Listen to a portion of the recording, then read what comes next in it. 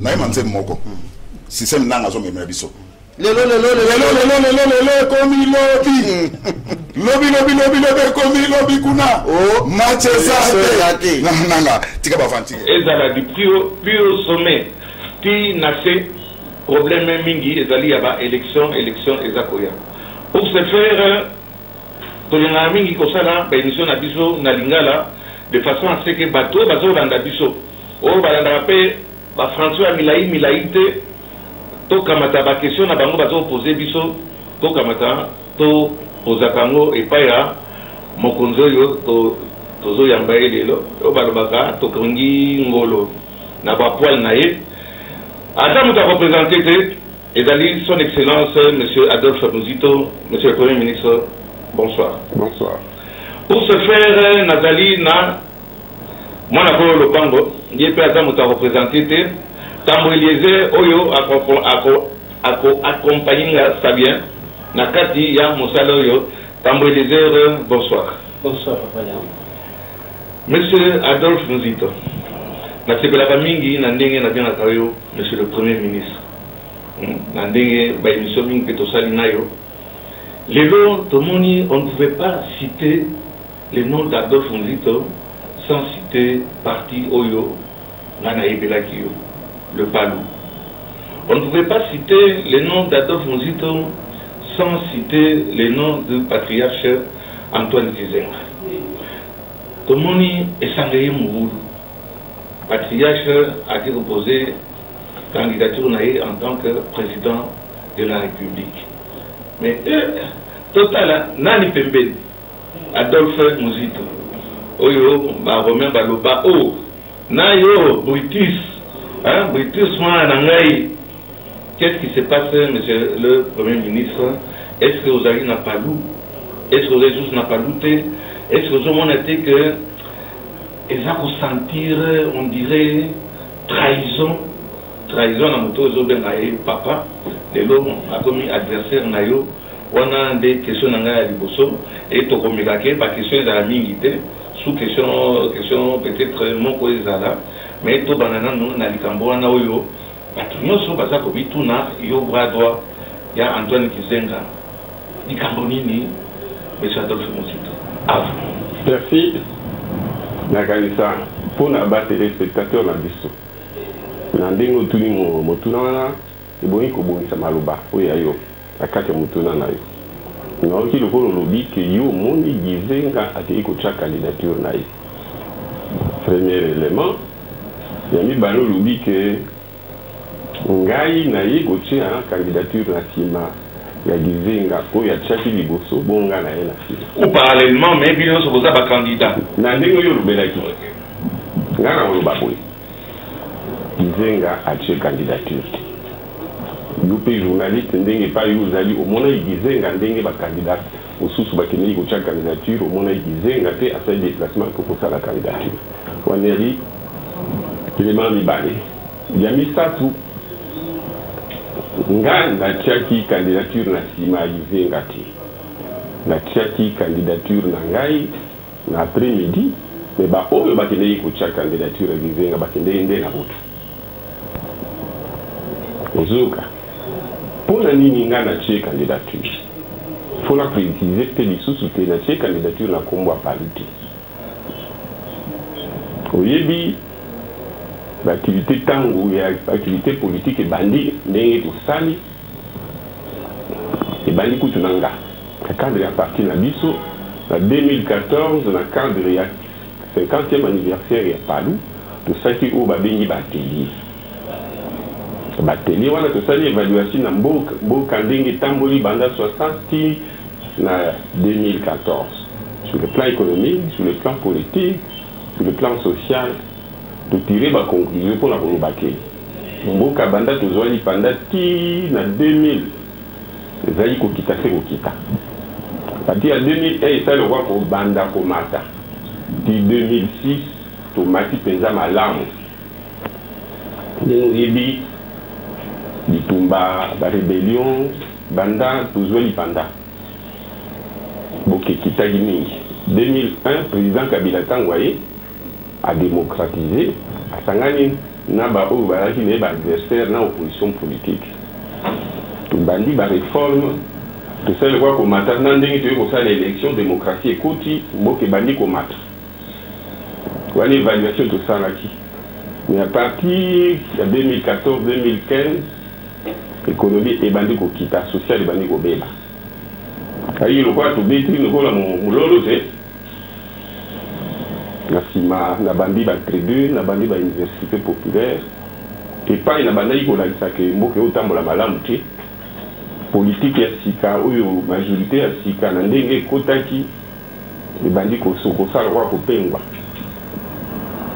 yaki maloba na koloba te mpona lolendo nazali koloba mpona kolakisa baninga ke mpona ngai ezali bongo te il faut tosala ndenge mosusu bien sûr ke naza individu en tant que congolais te nakoki komona ndenge grâce na expérience oyo nali nango déjà na bandaki koloba na baninga na ngai apalo nabi mboka eotambola malamu te biso toa na majorité wana bien sûr que tukoki kodestabiliser mboka te totambola ba malamu te monsieur le premier ministre na kata na nommé ozalaki bato parmi bato oyo bazali kodirige mboka wana on a constaté mboka ezodirige malamu naza kosala différence na mbanda oyo biso pali toyei kodirige chef comme chef ya coalition ebandaki na kizenga na nsima na remplace ye tosali mosala malamu mpe place antaki baeffet ezalaki ya ebele te me na epai toutaki ebandaki deja kosala kwa kobonga kostabilize mboka kosilisa nyongo komatisa salaire ya bafonctionnaire kobanda banzela komobilize bacrédit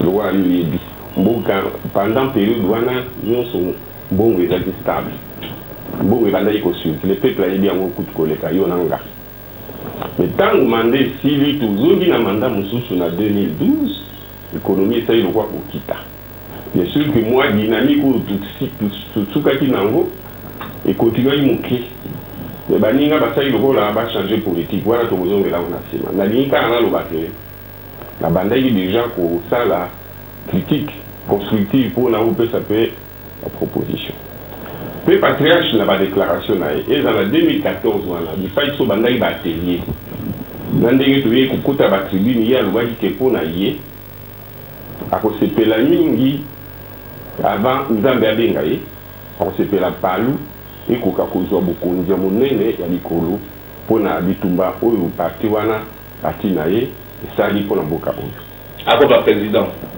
akosepela na bomoi na ye palu wana question précision opposé osengi ya malamu alobi ke akosepela na vie na ye na ntango azala na bomoi amona palu mpe ezwa bokonzi akoloba mpona ye te justement akoloba mpona bana oyo ya polisi mpona pasi oyo ya bundi na yango elingi koloba ke baoyo ye akolisi bana oyo aboti bazwa bokonzi alobaki mpe lisusu ke mpona yango palu ekotia bakandidature banda likolo ti plutôt banda seti likolo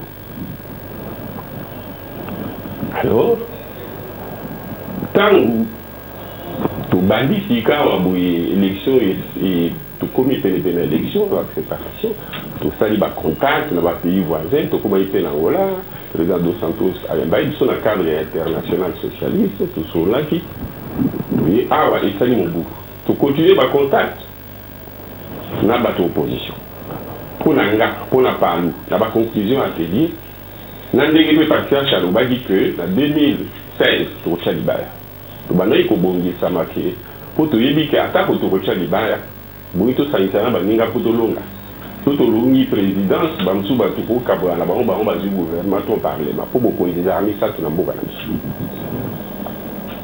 ntango bacontact wana ebandi d'ailleurs avant bacontact wana ebanda na baopposant lokwa na okoma batribune nazosala critique ya action gouvernementale nakasa en tant que journaliste oyebi ke ngai nakotaka jamais contradiction en terme ya komatake na baindividu kokritike bato bomoto na bango nakritikaka kaka mboka na biso pasi na biso kopesa to yanga makanisi place na ndenge tokende liboso eyi koloba te ke soki moto apesi makanisi alingi koloba te ye nde soki aza wana akosala onga malamu mais azopesa baninga ya lokola joueur aza na touche te ntango baninga baosilisa premier leta ntango bakota na loge na salle na bango wana akobanda kopropose baninga omoni marche à place wana obetaki bien te elingi koloba te ke mpo na ye soki ye azalaka sur le terrain alingaka beta bien nécessairement aza kopesa nde conseil ke mbala nsima sala boyeboye nde nazali kosala baproposition wana mais lokwa na okoma baninga bokonzi oyo bayiki baza na pouvoir basepelaki na yango te baye komanipule pani oyebi ndenge bamanipulaka baparti na mboka oyo division ndenge esalaka kosepare bato koaffaiblir baparti ya baninga yango oyokaki te balongo oyo mozitu po asali batribune si ndenge toye awa na suka mpe ntango na bali kopropose tokolonga na banani mpo na baningo bazali na gouvernement majorité wana nzelo bazolanda eza yango te ya malamu te todiskute na baninga elingi koloba te ke tokokaki pas nécessairement kodiskute na bango mpe soki bakoki kondima kochange politique na bango po bango ndenge baza wana basolaka mpe na bato opposition mais basalaka na cousu en secret alors wana sikoyo na touche po ya question na yo balongolinga na bokonzi oyo nayaki nango ya koprépare élection toujours sur instigation ya baninga wana soki olingi tokota na mozindu tokokota mais na répondre na question na yo mais na répondaki na patriarche nalobi na ye ngai na kovanda pembeni na yo à travers base na biso mpo nalanda politique na yo na continue lutte na yo mpe na kocontinue koluka kosangisa oyo ya base na biso na parti na biso na propose kosangana na baninga mosusu tokokolonga na bango ensemble mais na tie elika te tokotia candidature na niveau ya likolo te na se ndenge yo moko osengaka ndenge mpe base esengaka na ntango ke baningo bazokamba baza pembeni na yo kola yo mpe olingi na yo mais otikeli biso déjà maloba ya lokwa testament soki barespecte likambo wana te to soki baponi candidature ya ndenge wana ya lokwa baje ya bana mike ngai na kozwa oyo ya ngai responsabilité na mayele oyo okolisi nga na yango davidi kokolongwa te akopesa candidature mpona koka kokokisa oyo ya yo makanisi na bakanisi oyo ya bamilitant de base alors lokola namoni te baninga mosusu baza na bureau politique babali kokende kosinye na parti mosusu SCC sans mandat du parti alors que bango nde bakokaki kosinye te il fallait direct chef à parti bongaki asinye ye abongaki bango bakosinye na ndenge na bango basali mwa complaisance pour la désignation ya bakandidat babi totia candidature balobi te ke candidature yango tokotia nani moto akodeside akodésigne ndenge mpe bomoni bacandidature oyo batiaki na palu batenir compte na yango te yango nabaki ke non ngai nakotia libaya na ndenge na nga na makasi ya base ya parti Lumumbi signifie en respectant molimo esprit lutte ya Gizenga kutokende liboso. En d'autres termes, ndenge na tie libaya wana na tiaki te ke mpona azala concurrent ya patriarche Gizenga tokobengo nani par rapport à Antoine Gizenga tokobengo nani. D'abord la dissidence ne signifie pas par rapport à Gizenga, ezali par rapport à parti. Gizenga ne parle hasard au chef de parti mais azali parti asi apesaki oyo aye maloba makanisi na ye soki ye moko arespecte yango te mpo bamilitant batiaki déjà mokolimo soki tolobi ke ye arespecte yango te nandimi te ke ye moto azali korespecte yango elingi koloba akoti en dissidence par rapport ya parti ya baoption ya parti engai na respecte baoption ya parti maloba ya ba patriarche donc baoyo basali le contraire soit bakei kosigné na FCC soit batie ye na ajo ya akomi alembi na ye batika ye apema so tokumisa ye tosala mosala oyo ya sabundeli mingi po topesa ye mbuma mpo na ye puis mpo na bagénération à venir donc nazali en compétition na ye te parce que ye abitie candidat te batie ye kaka mpo badimie bachance na nga batie ye kaka lobi baretire candidature na ye mpo basoutenir côté oyo basali lokwa kopona oyo bazali koyokela yango soni mpo babimisa yango clairement yakobele eta bokutani na Antoine Gizenga te monsieur le premier ministre kokutana na Antoine Gizenga omoni Gizenga moto asali lokwa kolemba na age moko boye akomaka plus proche na famille na ye ke na badietrena na ye soki tozalaka na ndenge oyo bipanisu mambo esalemaka correctement et à qui mutumo déjà patika ya tema pour y avoir une question na yo ezali excusez na katobisque bon de des autres azawana a posé la question na est-ce que azana état physique na mental voilà le pourquoi la question na ngai est-ce que aux hommes sous que patriarche tous obéir patriarche na azana mbo sans mauvaise intention est-ce que y a encore una faculté ya kozala président de la République faculté mentale, physique, au moins qui a mon quand vous avez eu l'occasion de le rencontrer. Ngai, il dit moi, Miko Lebele, tout la patriarché, c'est normal parce que la condition physique où il y a Azali, la gestion de la famille. On a beaucoup de la famille, un fois c'est le quoi que vous vie sociale, vie, les bouillis, ils en ont beaucoup de famille, les Azali beaucoup. Mais dans les gens, ceux qui na lubika uya lubaki déjà en 2008 il y a 10 ans na lubika nzote bandi kolemba maye ezali makanisi ezali il y a 10 ans de cela na koyi kopesa oyo ya lote na 10 ans après akoki kozala po ali mutu ana musuni akoki kozala susu atete ya koconduire mboka na niveau ya institution président de la République lokola ye moko alobai ke na niveau ya gouvernement akokaki te 10 ans après. À vous, je pense que vous avez 17 minutes. Beaucoup plus en empêchant à vous poser question pendant les 17 minutes. Et on a dit que la montre. Moi, c'est mon avocat. Une dissidence ni l'un ni l'autre. Moi, où vous avez utilisé les alliés mexicains en route et pas du tout.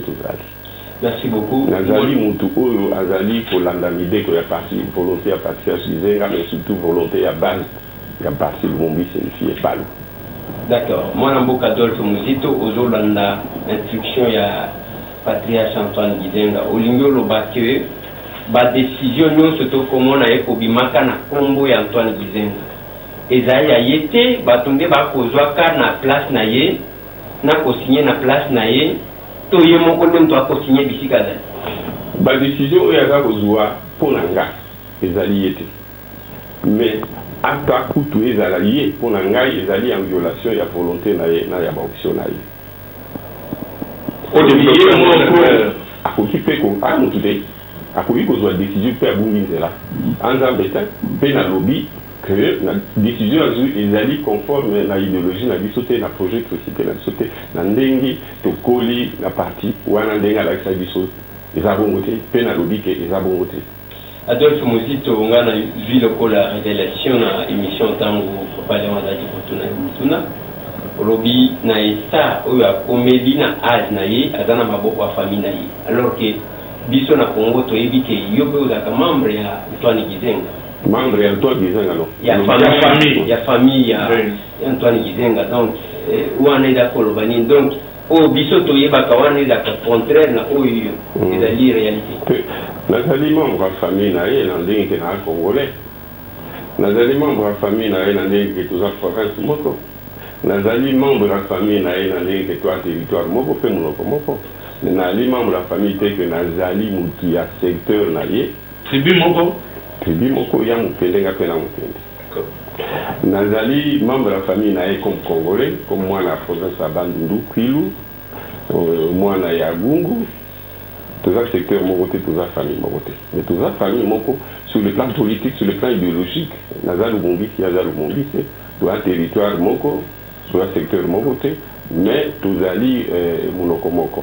Aucun lien idéologique, aucun lien complété, aucun lien biologique n'a rien à décrire parce que yo nanga toi plus moi-même code génétique si je peux parler de manière générale, mais toi ali famille mokoté, na botami na ndutu, na yote to botami bakoko mokoté.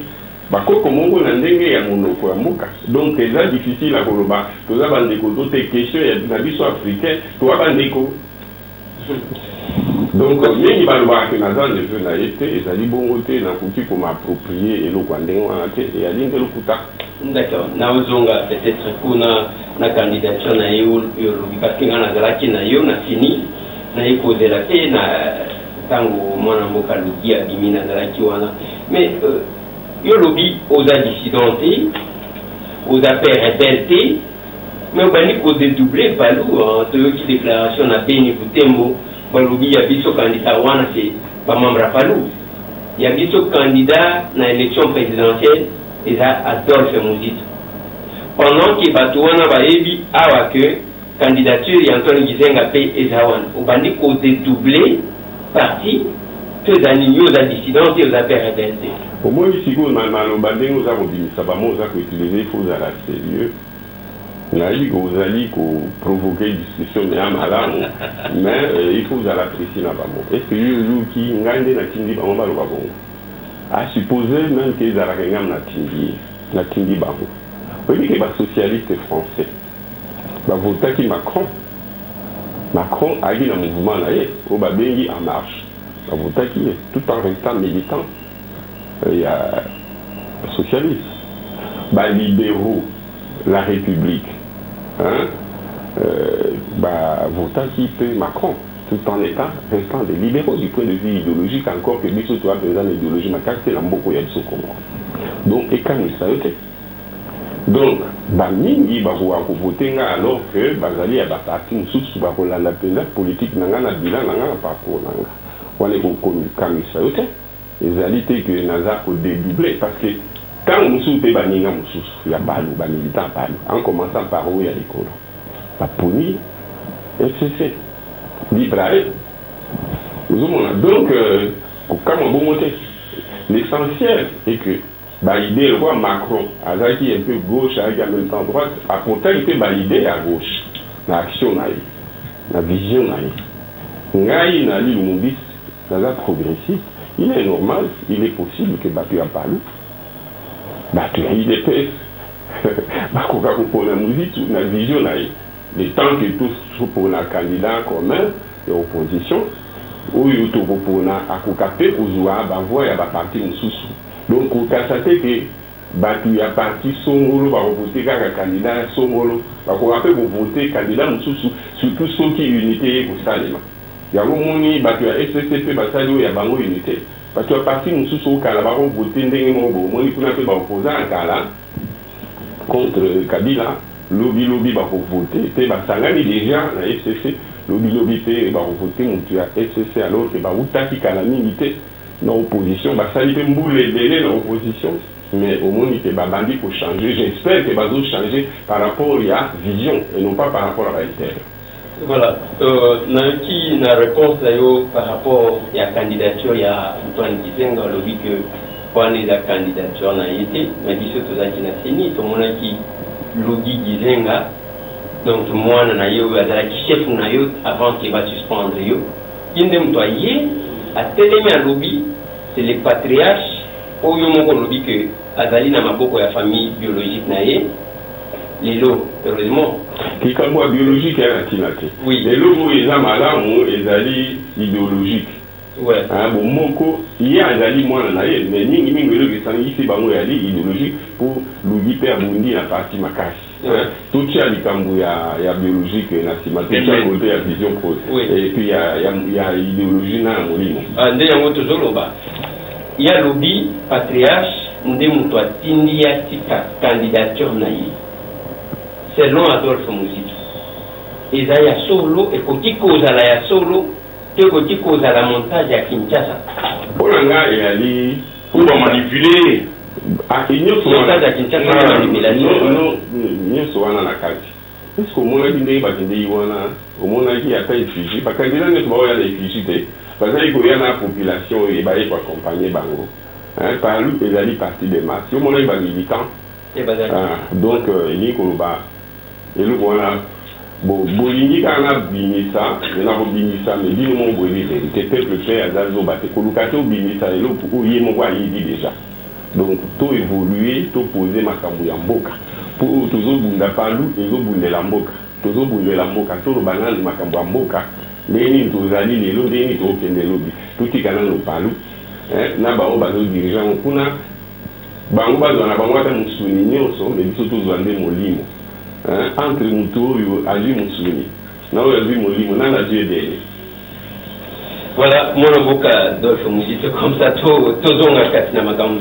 Mais avant que tokende na l'unité parce que to limite l'obélisation candidature commune de l'opposition Candidature commune opposition, la candidature commune à majorité. Ouais. Parce que vous autres soutenez une candidature commune. Candidature à majorité, les alliés candidature commune. Parce que moi, le débat, moi, les candidats, où Bassani va concession, va venir à la candidat au candidat, tout ça, pour nous, est-ce que chef, il y a majorité, au moins, il y a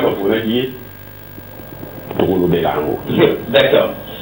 Avant que tout le bélayango, parce que toujours le bélayango kambu ya maponomi, nazana en fait ya mutu oyo a une expérience politique pour avoir géré aussi un intellectuel qui écrit, qui invite à tout un débat. Mutu na nanga izaya que est-ce que Odeli Kokoa na organisation d'élection mbula oyo Ndengele Tokolo, le 23 décembre, avec l'expérience que vous avez, Oyebi Makambo ya économie, Oyebi Makambo ya budget, Oyebi ce que la CENI demande, ainsi de suite. Est-ce que vous croyez à l'organisation des élections cette année? Non. Je dis bien non. Catégorique. Non catégorique. Et quand il faut ça les mains, mais le glissement est aux ala. Le glissement est aux ala, il y a un coup de soin à sous quelle autorité on est à l'école? Pour l'année, dans l'élection au Salimate, d'abord, opposant, que machine à voter et à mabé. Ils ont non seulement mabé, ils ont sécurisé la partie en présence de sauté, mais aussi la population a manipuler en malamté. Pour maintenir surtout dans le milieu paysan. Deuxièmement, le fichier électoral est corrompu et mabé pour on a plus ou moins 6 millions d'électeurs dans l'empreinte digitale, alors qu'il y a un fictif pour la banque, peser 16%. Tout le bazar pour l'élection, sous la direction politique, il y a majorité présidentielle. Le gouvernement est la majorité présidentielle. Nous sommes journalistes pour le la unité. Nous sommes accord et lobby, gouvernement fait la bipolaire, opposition majorité. Les lots barons nous se basent pour représenter soi-disant opposition, comment majorité. Et basali, parti politique on basali on a gouvernement. Tout bien on parti état. Et ça déjà en violation il y a accord, dans le principe il y a constitution. Surtout ça il y a tout bâti sous financement, tout bâti sous logistique. Où ils ont fait un mouvement mingi pour déposer les machines les années. Il y a le gouvernement est focaté. Ils ont ça l'Assemblée, ils ont posé là. Tout comme devant un fait accompli pour l'opposition, silica, communauté internationale et silica, peuple pays silica, pour ce que tout le monde négocier, dialogue. Glissement. Oui, il vous permet le président Kabila à continuer le glissement là. À continuer toujours, tant que constitution, dans corpus constitutionnel, j'insiste beaucoup, corpus constitutionnel. C'est ça pour le bas. Président Sikabouya, plutôt président ou mandat négocier la suite président Sikaba pour nier la mapono. Donc pour l'élection, vous en avez délai, ils ont dit arrangement et majorité pour ils à la bongo. Oui. Par rapport à financement au gouvernement congolais, le bibi seulement pour financer mapono miwan. Selon l'information Zana, à quelle hauteur si le gouvernement a si c'est nous qui a organisé la question est sur le Senga. Bon, le Senga est boni ou est pour l'élection de là, c'est 300 millions de dollars. Est-ce que 300 millions de dollars, le gouvernement a mis plus ou moins 300 millions de dollars, la caisse là, où il peut y avoir 300, 400 millions. Par ceux qui basent il faut déjà les lots les à l'après. Pour la CENI dans 3-4 mois à l'après, ma famille. Donc, ceux qui basent les lots, il y a un salaire, il y a moins haut, il y a un foot en hôtel. Donc, il ne faut pas bimisa en dame. Pour ceux qui ont bimisa en dame, mon salaire, ils ont fait un bon oui, mais ma pour pas apprêter ma camion. Donc, délai, vous allez respecter. Ceux qui ont fait logistique, tout ça, la logistique, c'est ça. yango bato ya communauté internationale bato ya oni baboniso balobi ke biso bato wana bahélicoptère to makamikini totisa bino topesa bino yango bakonzi ya mboka balobi te solingi te noki te boya kosala lokwa bokota makambo yango oyo ya souveraineté ya mboka yango tolingi bongo te yango nalobi ke na bacondition nyonso wana na lokola pe opposition balobi ke toza na confiance na processus à travers machine à voter na fichier électoral elingi koloba baocreye bacondition mpona opposition eboude so opposition eboude eboyi kote élection bango bakende élection na ndenge na bango mpo bagagnant haut les mains na nsima baloba bon mpo toya konégocier pour la paix ainsi de suite ou bien alors bandimake non lokola élection esalemi te toorganiser élection te pour négocier le sous-sous, on est comme glissement au sous-sous. Oui, il faut atteindre le coup du troisième mandat, parce qu'il y a déjà 2 ans, 3 ans encore, on a dit au coma, le sous-sous, le troisième mandat, qui ne dira pas son nom. Monsieur Adolphe Buzito, on a un politologue, maison, dans le désert, on a pas question, on a posé la question un peu autrement. Mais, Bissot, tu es bélion, on a nos élèves qui n'a Antoine Kizenga, vous avez qui battu là, tout le bâtiment, il va dire la majorité, il y a Kabila. Nandenge, Nazolanda yo, Nandenge, Nalanda Kabaïdisson, Nandenge, Wano Kobaka, Oza plutôt, on dirait, Moutoumoko, Oza ils sont très d'accord na majorité na président Kabila. Donc, comme le rôle opposant, si pas combattant, puisque, pas plus que. Tout le monde est banane aux côté. On a question à l'époque, on va essayer d'aller avec des petites questions. Il y a mis balai aux critiquer avant gestion, il y a semi. Avant la commande, on a une question pour battre votre question de vérité. On a battu balanda. Balanda, madame, on va l'embrouiller. Aux alliés moto, il y a what? Aux alliés opposants, est-ce que vous avez la majorité? À deux mozito, à ça, à commis des deux côtés, aux apprenants moutouya, tendance ni. Bon, d'abord, on a bouilli au Lobaki, la commis opposant et le président Kabila, on a sur la canne a été. On a dit qu'à la cause de l'obédience, on n'a pas le président Kabila. Vous avez dirigé ensemble avec Antoine Gizenga? On a dirigé et avec Gizenga, quand il fut son ministre du budget, et avec le président Kabila. Nous étions dans une alliance préélectorale, tout le monde ensemble pour salir, pour gérer MOC ensemble. Mais là, il n'a pas été. La plateforme n'a été parti par nous et Zala jamais membre de l'ANP. Batoubayo Karo Malam. Donc, la temps où il m'a décidé, nous avons 2006 ou 2007 à 2011. Et à l'époque, il a été, Nassima, Bokaboli, ou Bouzui, nous avons et Panay. Si quoi on a si ma bobi bokila musu sezali tout sangana tout kete. Na 2011 tant aussi si tout pays élection en 2011 wango to yoka ki to bandela accord tout ça l'accord musu. Donc accord wani si la ki. Mutanto akoma ile ko la komi pa na yiti kwa za ko milenge là pour se préparer pour la bokila si keni ko ba élection asika. La création à lobby le kola moninga ou tout sangani na et géré na mboka constitué petit deuxième mandat le kola bisona yé to ali na bila moko les amala monté que biso tout chali ba ya to biso ya biso président et ko ba to tene sur le terrain to combattre le programme na et la vision na et les autres candidates tout ko ça ensemble makamulé ki malamu to respecter programme au Kanaki les gens normal que tout mi ça tembe na e kwa mandaté pour soutenir. Il est payé à le programme dans les arbres et pour discuter tout au calme. Mais pour soutenir les sous pour un mandat 2011-2016. Mais dans l'entretemps, toujours dans la déclaration, en 2016, il y a un peu de Chalibaya. Tout ça, il y a un mandat il y a 5 ans. Mais le coup de l'élection, ça a été. Oui, bon, il y a déjà pour se préparer.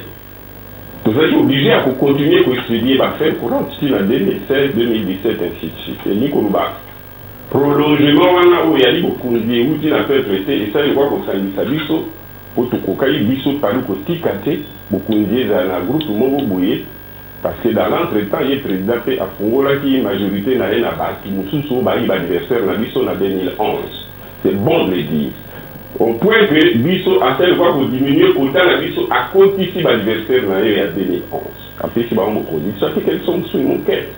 D'ailleurs quand on a négocié à chaque biso carte, on a négocié dans des il y a un assassin qui a la candidat commun opposition n'a pas sur un candidat pour la badilo pour aller dans la soutien au Congo. Est-ce que vous allez opposant? On a répondu non. D'abord on a dit clivage ou un opposant qui majorité. Pour la minute où la majorité est pour le gars où la majorité est opposant à la majorité. Mais dans les pays qui sont d'accord la politique, il y a président Kabila dans le gouvernement pendant quelques ans où il est qui. Na coma, bino mouan va têtu.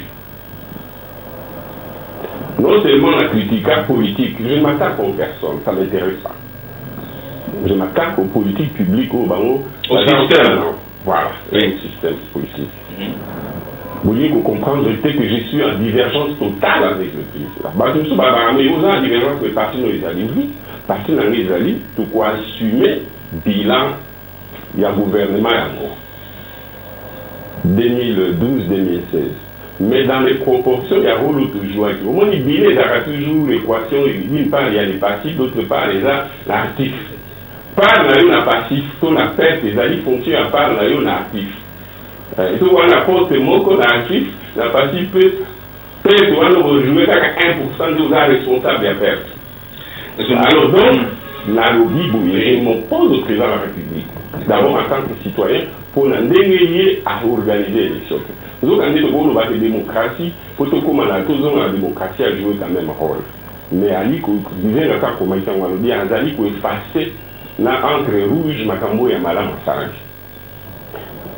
Bien sûr qu'il y a sous candidat, il y a un lobby jusque-là, mais le fait qu'organiser l'élection n'a pas délété.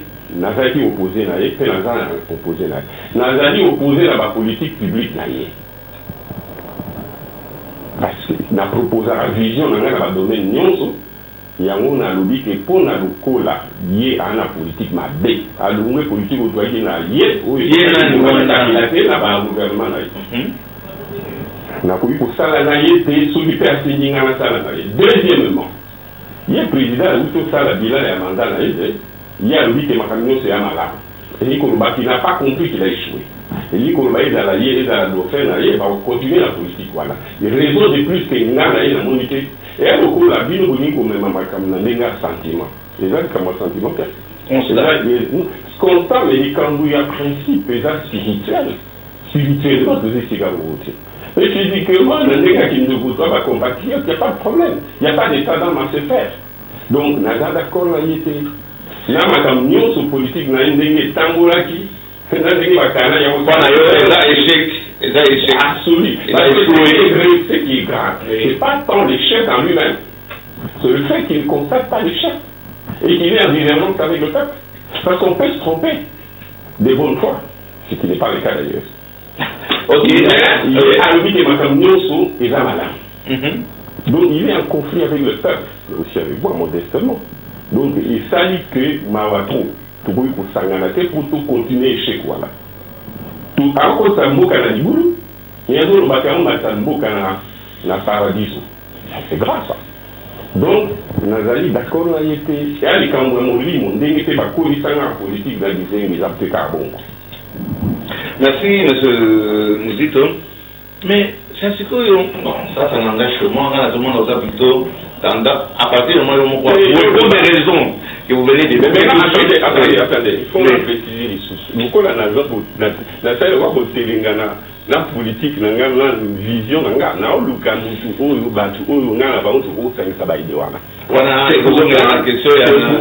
c'est pourquoi la banque déjà l'initiative au Koutana Baninga. Donc je suis dans une démarche où on a coutu Koussanisana, surtout où Bazali d'accord que Mboké Outambola Malamte, mais il ne suffit pas de ne pas, il suffit pas de dire que Mboké Outambola Malamte, il faut en avoir proposition pour Mboké Outambola Malamte. Et ma proposition, ça ne suffit pas, il faut en la capacité à appliquer ma proposition.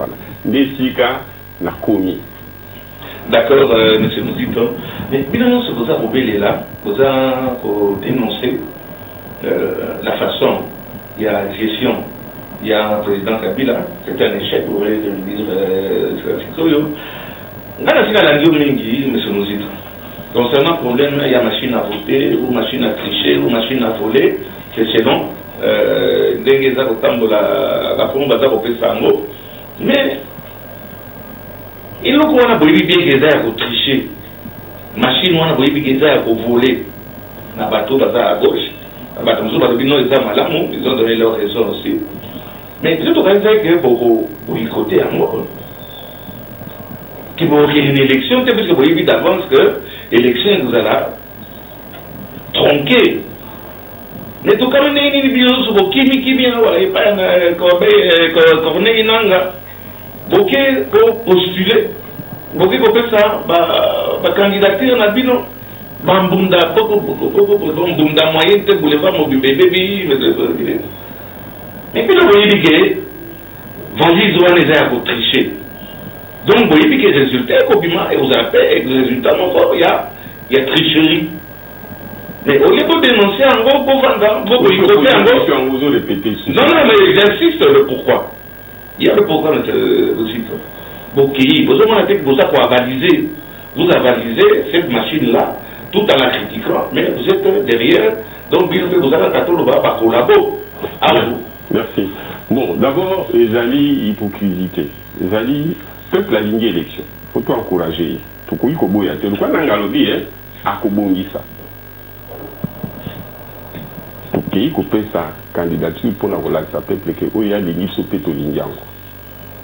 Mais tout le monde dit que ceux qui les lots, et c'est tout le monde la machine, tout le monde la fichier électoral, n'engue tout ça au Sénga. Ce qui n'anga, mais au moins tu as déjà tout avancé. Pour l'éthique à la CAC, pour résoudre le problème, la machine a affiché.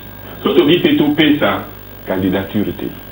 Au moins que il vous est là tant pour corriger ma cambouana et vous s'engager pour corriger que vous sous tantôt bandela à zéro ma candidature. Donc tu as dit il y a pour corriger en haut et que tu coûtes qu'on a dans les délais. C'est-à-dire que, à tant que tu as un délai, le 23 décembre, mais le coup, tu as tout sali déjà, tu as continué ma candidature. Moi, correction, on va permettre le glissement sur les alliés, du glissement technique, et non pas du glissement politique. Le glissement est rosal. Écoutez, vous avez la technique, et tu m'as dit, bon, vous voyagez dans la Bandundu, lobby. Puis vous avez si vous avez fait, mais vous avez fait, un délai, le temps que Maïka. Donc, on a beaucoup retardé techniquement. Ils ont retardé la volonté à aucun. Donc, tout ça déjà en route, tout démarrer presque, mais tous les éléments manqués. Au moins, les questions que vous allez se préparer pas et vous montez une volonté perdre. Il y a autre chose, ça les signale, on a pour l'année que ceux qui vont correction les salimi, ils doivent mis sous tamingité.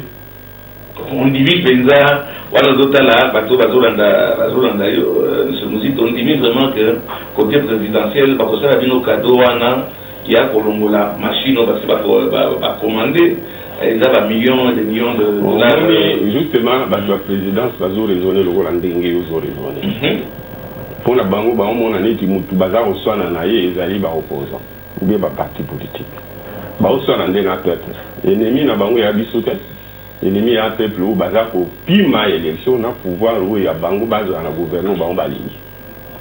Donc, ils n'ont pas fait ça sur canon.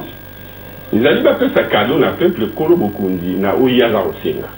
Mais bango, on a encore dit son détour déranger bango, au lieu de répondre à la volonté, bazo répondre à biso au bazo de avoir droit à capricieux. En réalité, ceux qui ont allé Moki m'a belé, la lobby et l'ouko aux salés à ma bé. Faut télémater. Autour d'un ébolo balangé à ma bénine. Mais solo les alités, au solo les bas prouver, ainsi de suite. Ceux qui ont un intérêt particulier, on peut changer. Mais ceux qui ont ça, on peut changer. Mais ceux qui ont un peuple, on bien, beaucoup. Ceux qui ont changé, valise ou anate, monsieur Moussito, vous avez la possibilité au salanini. Vous avez la les filles, vous autres, des Congolais, des filles, qui ont un tabac, qui ont dit le bolobi, qui vont vous avoir bololé, bon, ça n'est pas. Malgré la Wende, vous faites les Congolais aux Aragana au Koutouti. Au Sanin. La moitié de vos autres raisonner le quoi bango. Totalement. La attaque pour toi la vie faible en tant qu'opposition. Au moins, il y a société civile. Au monde, dans les murs, l'histoire disait que ça soit dit chauffer un peuple. Éduquer le peuple, c'est chauffer un océan. Mais en dessous, c'est le tango mini, le tango kanda a peuple yaka. Les Aranamo yaka malé, mais tango yaka barré tarango soute. Donc, bisonné, batala bisouté. Bon, on va faire le point de vue. On va voir que la personne mort, on va voir que la peuple mort, que mon colo du tango. Tango. Donc, vous dites, les gens n'ont pas eu. Parce que, avant qu'il a continué, il a commencé à jouer là. Pour les gens, il va faire Fumumpa. Fumumpa, il fallait tourner la question, c'est dit Fumumpa. Moni, il y a le baka descendant. Il y a que descendants, il y a Kabasele, Kaledjev, Rochereau, Nico, Kassanda, et ainsi de suite. Il y a un descendant à Lumumba, Gizenga, Kimban, ou dit que la langue Fumumpa, Mukundi Asika, après Baowana. Donc, voilà. Voilà la carte préparatrice, parce qu'il y a eu quelques Langana, Makamongozo, Bimisali, Luna pour. Alors, je vous dis, il y a la candidature commune à opposition, et puis tout le Bélapé, Dauphin, Dengue, Batobazo, Zélan. Le Banan, le temps où il y a Kabila, Abimisi Ramazan. Kabila a lâché, tout Kabila a respecté la Constitution. A lâché la pression, tout Kabila a salué en mot parce que c'est le plus grand démocrate à côté de la histoire en mot. Tout baza koloba ngate naza koloba ke a lâché, a abdiqué parce que volonté na ye départ ba attitude où ya yi kolakisa parce que bonga ka élection en 2016 à salité 2017 à salité 2018 8 c'est que salima mais en tout cas paramé pour salima na ndenge soki salima au salima na ndenge romba miti et yi koloba a lâché et yi koloba a abdiqué ozomona alors ndenge ta saleli yango amitié ye mo chef ya majorité chef de SCC. Au moins, il veut contrôler le pouvoir, toujours. Parce que chef de la majorité, chef de SCC, Amitié Yimoku a créé le logo à Bibinonios Bokot. Il ramasse les politiciens à la pelle. Là, membre au gouvernement, quel que soit ton parti politique, ce n'est pas les partis qui adhèrent, c'est toi individu. Et puis, une coalition, on fait au sein d'un conseil des ministres. Alors, on va créer parti sur une résolution du gouvernement. Au moins, ils n'ont même pas le sens républicain pour respecter l'État, distinguer l'État dans la fait privé. La idée sur la culture politique, ils ont la culture politique démocrate. La démocrate, ou bien ils ont un coup, canaille. Mais est-il qu'ils ont honoré Mbokati? Alors, donc, tu vois, on voit l'alphabet politique. Tu es belé, tu as mené, tu as bundi, tu as balobi, tu as bossé, tu as occupé pour ça, on a privé, mais tu as un gouvernement. C'est une provocation. Alors, donc, pour l'engagement de l'Ingue Salemi, il y a amitié beaucoup, il va voter. Il a la possibilité de habiller les fils et habiller. Il va payer. Bon, moi, difficulté, c'est que voir chez des États, il va payer. Au moins, donc, c'est la quadrature du cercle. Deuxièmement, candidat, il y a une force alternative pour Yuka. On a un programme, on a la vision, parce que tout le monde va partir de l'Est, AMP à la Kati, la AMP pendant la vie. Pour tout le monde, la vérité, la peut traiter. Ce qui en reste, c'est vraiment la coquillité, si quelqu'un peut perdre. Bon. Partir sur vos quotas, anciens opposants, ou quotas comme opposition, recruter l'armée. Débaucher débaucher c'est plutôt débaucher recruter en armée. Ça c'est bien ça. Alors, monsieur, vous faites sa candidature, donc votre candidature, bon, on a au lieu d'organiser des débats, tu as force alternative. On est obligé à ça pour le Bélango, le programme, on pour débattre, on a tout, ma vision na ezanini base na ezawa puis bon ndi to kanisi kana mais bango basali on le voit na armée. N'oubliez pas que le président de la République a été soldat. Adolphe Muzito alors pour premier président on a mutu mo ya imposer na baninga na ye attaque au lelo balobité lobi bakoloba Comment le gouvernement ou on est salimaki na mambula oui tout le 2012 et 2016 il fait qui carbone donc il y a désigné dans n'engai alors donc pour l'anga a abdiqué. Ok. Donc on a une force alternative. Donc force oyo ezali la vision mususu que voilà vision ya gouvernement au Place nous en a raison parce que nous avons mikolo le kola toki maponomi opposant à zate majorité zate donc nous faisons ya kopandana et que c'est de finir après l'élection. Non, même avant l'élection. Quand tu as un programme, on a dit qu'on débattre, on a une vision. Pour toi, la référence, on est politique publique. On va gérer la province, on va gérer Mbongo en Boka, on va gérer le budget en Boka, on va gérer la sécurité. Il y a une vision, il y a une entreprise publique, il y a une vision, il y a une opposition. Il y a une vision, il y a une pays ali en dehors il y a programme où tout sangana qui dans 2006 2011 na ndé tout sangana qui dans 2011 2016 ba longwe c'est là où tout kana qui collabore ensemble résultat et débit ba oyo bazali la vision subongi ba sangana siko ba lo ba ke ba boy vision na mais ba ligne vision ni wana ndé to former programme oyo et ko permettre que to pona ba konzi oyo ba ko appliquer programme ya. Voilà, place Wanande na ligne na zongi la mwana mboka Adolphe Muzito lobi tozaki na yona hôtel Béatrice ngana yoki Félix na eu même temps ozolo bawana papa Léon peut-être azala quitté peut-être alanda quitté ngana yoki na monoko ya Félix alobi mwana mboka oui Félix Tshisekedi candidat président de la République oui aussi ça commune oui alobi mwana mboka Adolphe Muzito azape na kati ya salle awa yepe aza opposant c'est-à-dire bozaba opposant il ne faut pas mais au moins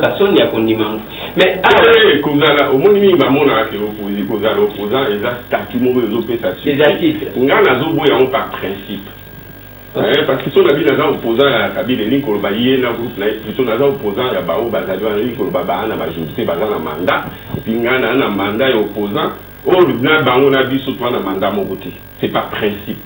Vous avez bah on a la vision sous bataille ndenge ba on va appliquer politique wana ba on des bazali alternative ezali ba o bazali na ndenge ya sous sur la politique alors ba wana il faut s'identifier à travers la vision na bango ya ba programme donc quoi tu la 4 5 6 mais to sangana kaka biso ba candidat mais to sangana pe na ba parti na biso vous comprenez parce qu'il faut ba parti et sangana pe et parce que ba parti ne peut faire majorité parlementaire na ba député national. Mais candidat où européen ça, ceux qui vont soutenir la majorité présidentielle. Voilà. Dans la majorité présidentielle, sans avoir la majorité parlementaire. La personne vous comprendre. Il dit qu'on va en 2006. Kabila, dans le premier tour, avait déjà la majorité parlementaire. Il avait plus de 300 députés. Mais avec une majorité présidentielle, dépassé par vote. Jean-Pierre Bemba a une majorité présidentielle. Mais il n'y a pas de majorité parlementaire pour aller dans la député moquée. Dans le tout cas, il y a une Kabila, il y a une majorité présidentielle. Alors, comment il y a une majorité de Barouana? Il y a la présidente de la République, chef de l'État. Puis il y a pour la première ministre, il y a un camp politique là. Donc, on a insisté sur le fait qu'il faut tout travailler sur les deux tableaux. Il y a pour la première ministre, président de la République, sur fond d'une vision politique, mais aussi va partir la mission au Canada pour débattre de tout ce programme de gouvernement. Oui, Kambama, la première ministre. Parce que le gouvernement, Mboka Congo, dans le régime politique, dans la constitution est pécile. Et l'oubli que Mboka Kambama, la première ministre, dans le gouvernement, le président de la République, il y a un garant et fonctionnement de l'institution. Mais Azali n'a moins quelques compétences dans le domaine de la défense et de la sécurité intérieure, il y a diplomatie. Mais, politiquement parlant, Azali premier ministre. Donc, on a besoin de cette double majorité. Lelo